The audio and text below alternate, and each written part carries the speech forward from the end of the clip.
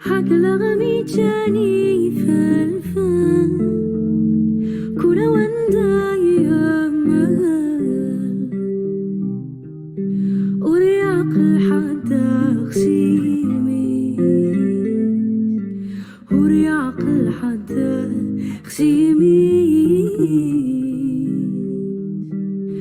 وانا يوفانا يما سيا وحال أنا زيك أمان يتشاور دعويني يتشاور دعويني الدوني تروح ثاكفة ثم رجعت أحفظ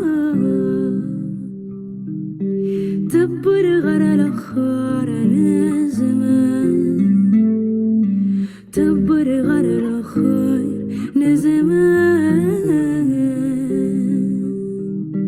أنا قومي بلا صفة يا كثر دير حرفة وحمل وكويدا يا غرام وهمنا وكويداش يغرام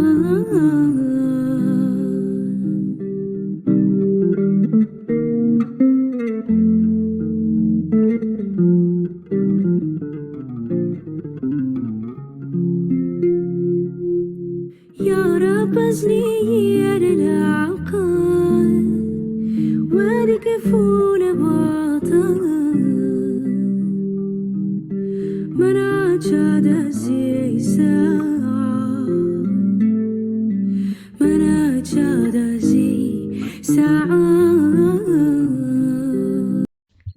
Azul Flawen, Azul Flaquant, Asagini Ougalard, Aken Admslayar, Afsertif, Ishmur Sagina Orsar.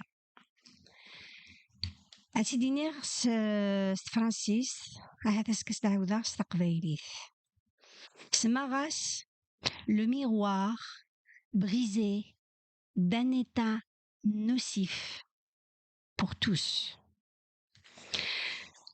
Dans un état qui se vante de défendre l'égalité et la justice, la réalité montre un visage bien plus sombre. Une justice à deux vitesses s'est installée, où l'on emprisonne ceux qui osent critiquer Mohammed ou l'islam, sans chercher la profondeur ou les mensonges de ces histoires qui ont fait des ravages pendant plusieurs siècles, où l'on emprisonne ceux qui osent dire la vérité, où la torture est réservée à ceux qui embrassent la religion chrétienne comme Simen Bouhafs. Sachant que Jamal Azrim, elle avait critiqué l'islam sur Facebook, elle était emprisonnée, tabassée, torturée, violée, rien que pour ça. Un état où l'on traque des enseignants de danse kabyle qui vivent en France, comme à Salès, où l'on persécute ceux qui défendent leur culture à travers des associations kabyles comme Mohamed Taferka, qui a plus de 75 ans, elle est très malade et toujours en prison, et où l'on enferme des figures comme l'entraîneur de la JSK, une équipe sportive phare en Afrique, devenue la cible de la junte mafieuse algérienne. L'acharnement ne s'arrête pas là. Athman Mazouzi, président du RCD, avec ses amis qui sont partis rendre hommage au congrès de la Sommam à Tifrit Malé et qui refuse de participer à des élections truquées d'avance est également jeté en prison, simplement pour avoir eu le courage de dire non à une mascarade honteuse électorale. On en a vu des mascarades, mais celle-là, c'est la pire. C'est honteux. Pendant ce temps, les voix résistantes comme celle d'une professeure d'université, Mira Mouknesh, ou de la présidente du Congrès mondial amazigh, Kamira Naïtsid, sont étouffées comme des centaines de voix libres et de femmes libres et d'hommes libres sont aussi étouffés. Ce même pouvoir incapable de tolérer la moindre dissidence intervient même pour interdire l'apparition de Farhat Mehni à la télévision française CNews, tentant ainsi de museler toute expression d'opposition.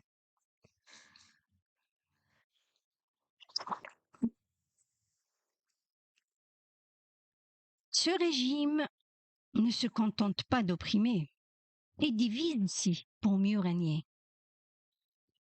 En attisant des tensions ethniques et religieuses, il s'efforce de fracturer la société, rendant plus difficile d'opposition unifiée. Pendant ce temps, des innocents sont emprisonnés, non pas pour ce qu'ils ont fait, mais pour terroriser le reste de la population, instillant la peur dans chaque citoyen. On se souvient tous de l'assassinat du Jamal Ben Smaïl. Nous savons qui l'avait tué, brûlé, et pourquoi. Les universitaires, écrivains et artistes se voient interdits de voyager, empêchés de partager leur savoir et leur art avec le monde. On les enferme dans un silence imposé loin des projecteurs internationaux. Et ils sont des milliers. Des milliers qui ne peuvent pas sortir et des milliers qui ne peuvent pas rentrer.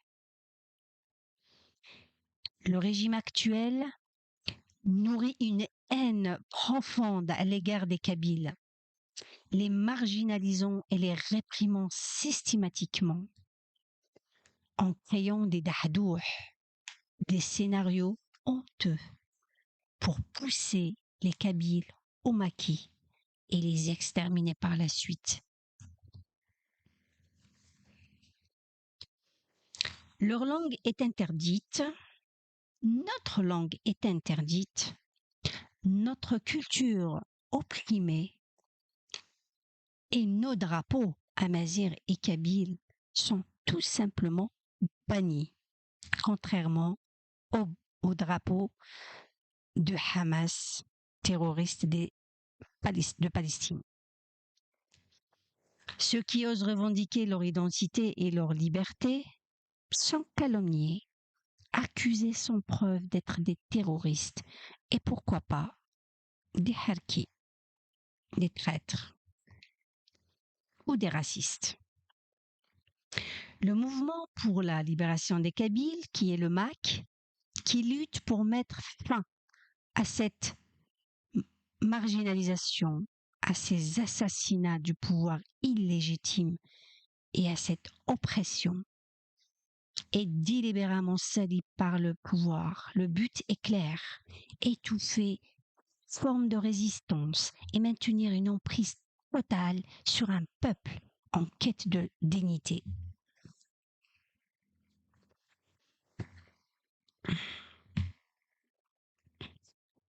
Ce même régime qui méprise profondément le peuple kabyle et non kabyle va jusqu'à manipuler même les morts comme Ammar Slimani qui fuit la misère créée par la junte militaire.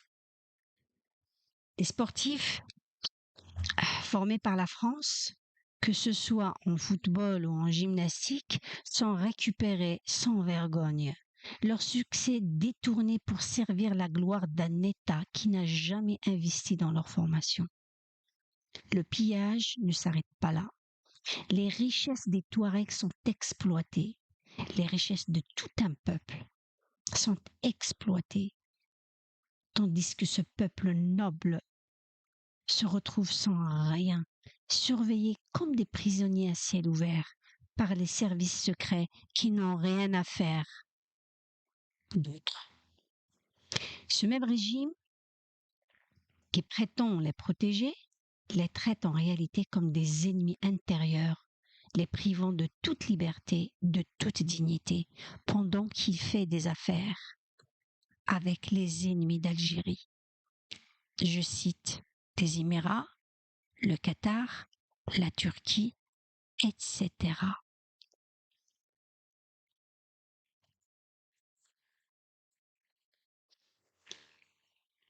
Pour maintenir ce contrôle, le pouvoir n'hésite pas à financer des agents disséminés dans des capitales du monde.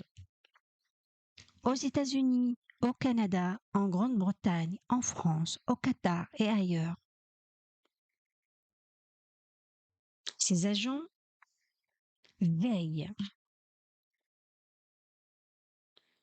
à barricader les Algériens établis à l'étranger, à les surveiller, à les contredire et imposer leur avis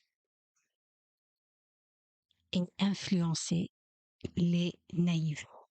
Ces agents travaillent dans l'ombre pour neutraliser tout simplement toute tentative d'organisation, de résistance et pour isoler la diaspora, empêchant ainsi tout soutien au mouvement de liberté. Le pétrole, le gaz sont là pour financer.